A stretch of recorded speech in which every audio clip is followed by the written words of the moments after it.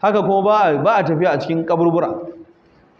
Yasa manzo Allah ya hana da ya ga mai mutumin ne yana tafiya a cikin kabari yace ya sahiba anna alaini fakhla'na alayka ya hi sahiba siftaini fakhla'na alayka, ya kai mai nau'in takalmin siftu cire takalminka.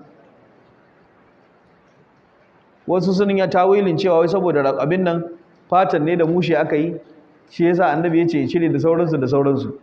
Amma abin da ya fi zama daidai shine girmamawa ne.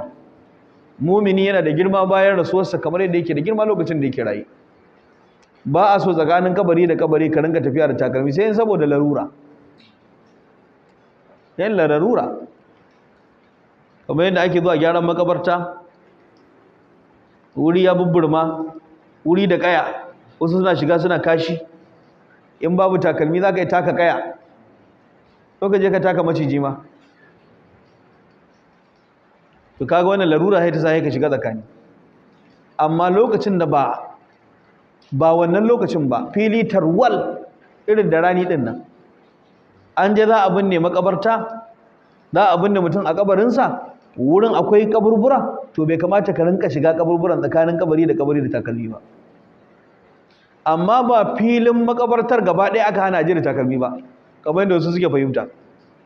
Wani da ya je kofar makabarta ko min girman makabartar ko ta kai kilomita 10, in ya je shiga fa ya cire takalminsa. Wurin da ba abin ne ba kuma gashi nan tarwal da yawa, ba shine abin da ake nufi ba. Wannan mutumin da manzon Allah ya ce cire takalmi ya gan shi ne tsakanin kaburbura ne. An fahimta ko?